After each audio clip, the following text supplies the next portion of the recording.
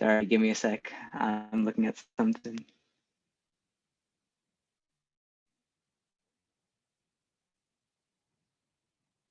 Oh man, we're supposed to be in room 2. I'm so confused. Oh. Okay. We'll go to room 2. We'll go to room 2. I actually been to this room, so I have to go to room 2. Okay. Yeah, I was gonna say that. So Barish and Jacob, you're fine here. Okay. Okay. I was gonna say head to room 6 because I don't think anybody's in there yet. I thought so. We did room 6. I know I'm in the wrong place. This is definitely wrong. Okay, sorry.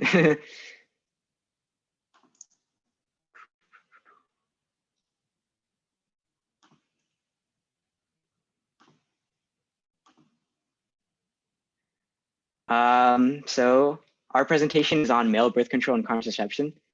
But before we start the actual presentation, we have a little Kahoot prepared. So get into that.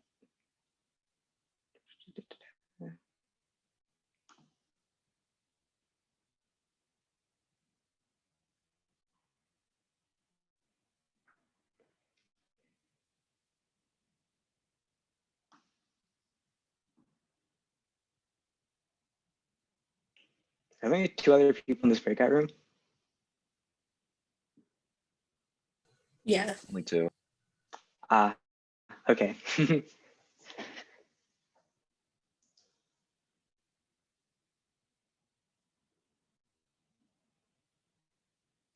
All right, let's begin.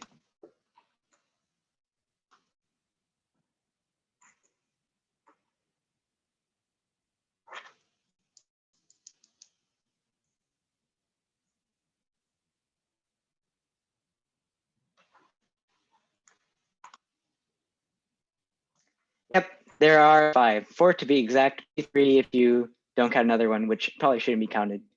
But we'll talk about those more later.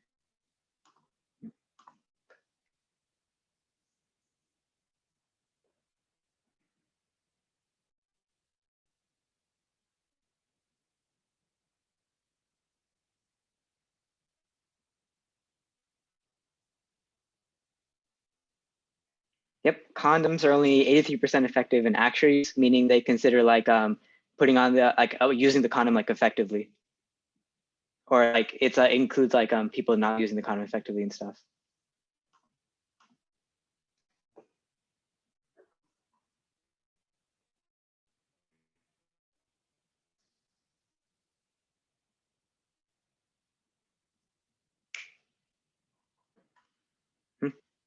I don't know why there are 3, but okay. Yeah, it's false. Vasectomies are much quicker and much safer than tube ligation, even though tube ligation is 3 times more prevalent in the US.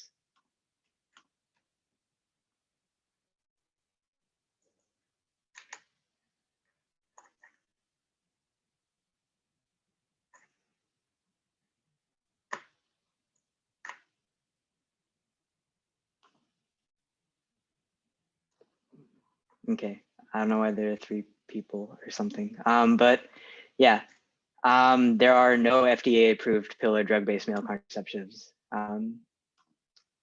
Yeah.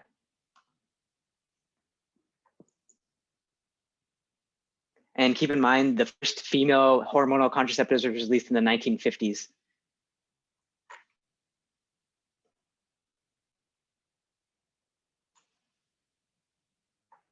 Yep, the first male the research for those male hormonal contraceptives started in the 1970s.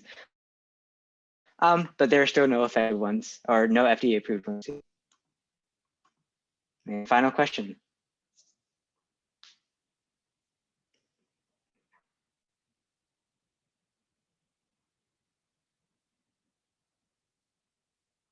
Yep, it's false. Even though there are definitely some biological factors that play a role in male contraception, there are longstanding societal norms that have damaged this as well. And with that, we'll move to the actual presentation. All right.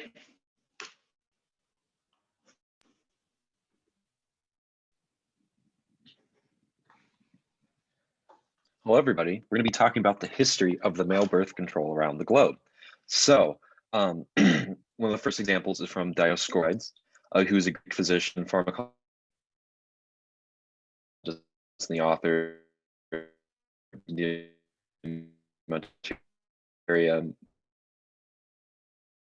Medica, which was a very famous medical book back in Hippocrates. I butchered these names, I'm sorry. He's a Greek physician, and he formulated the concept of heat-based contraception that involves heating testicles just below the pain threshold to kill the ouch.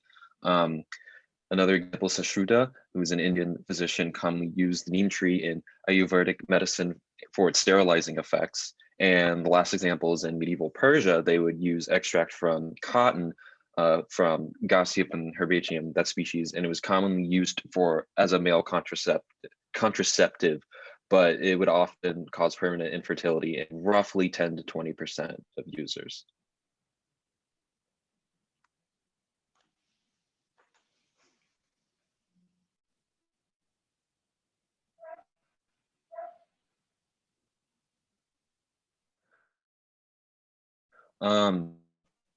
As of right now, there are far less operable contraceptives than female ones. Only effectively there are 4 males can prevent pregnancies. These include the pulling out method, which is not very reliable, using a condom, 100% effective, but still a lot better than the pull out method. As of right now, there's only been development of 1 male birth control pill.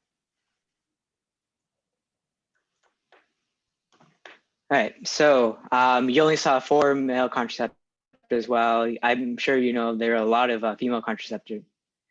So why is all the pressure on women for contraception? This is unfortunate because women are usually forced to bear the financial and health burdens of contraception. This is due to many, many reasons.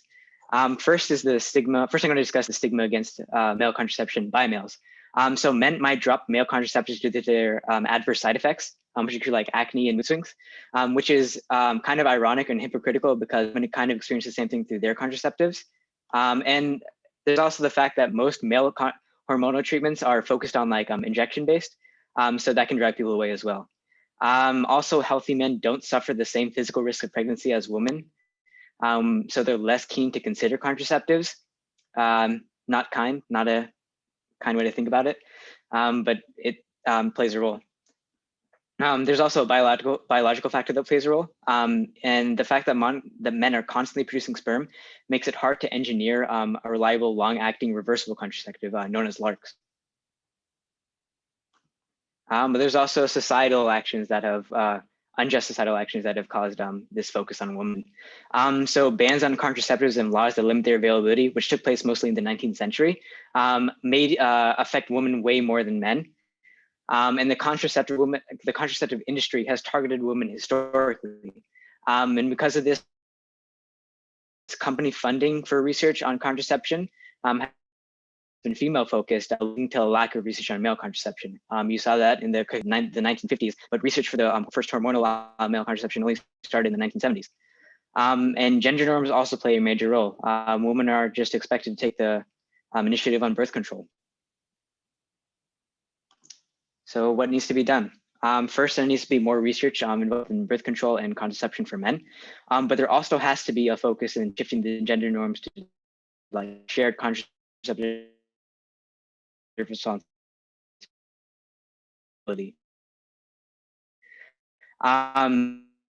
It's also definitely helps if comprehensive sex education becomes more prevalent. Absence only sex education,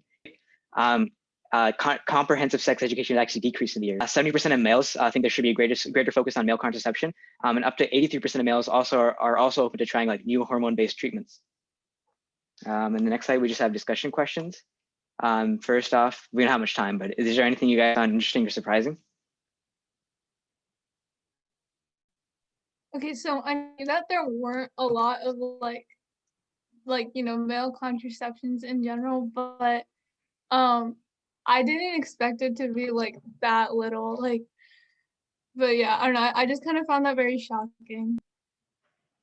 Yeah, especially since contraceptive research has definitely been something since like the 1900s at least.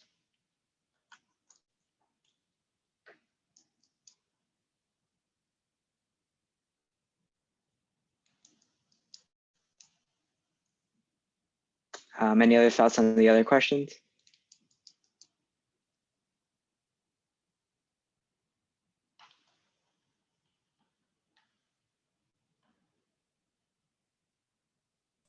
I think it Further- was, oh, sorry. No, can go go. ahead. I always do this. Go ahead. Okay. I just thought it was really great that I think it was like 80 or 70% of men were open to trying like the contraceptives like once they came out. So yeah, that was really good to see. Yep. Hopefully you guys learned a thing or two from the presentation, but we will move on. Okay. Jacob, I guess we go to Should we go into three. Yeah.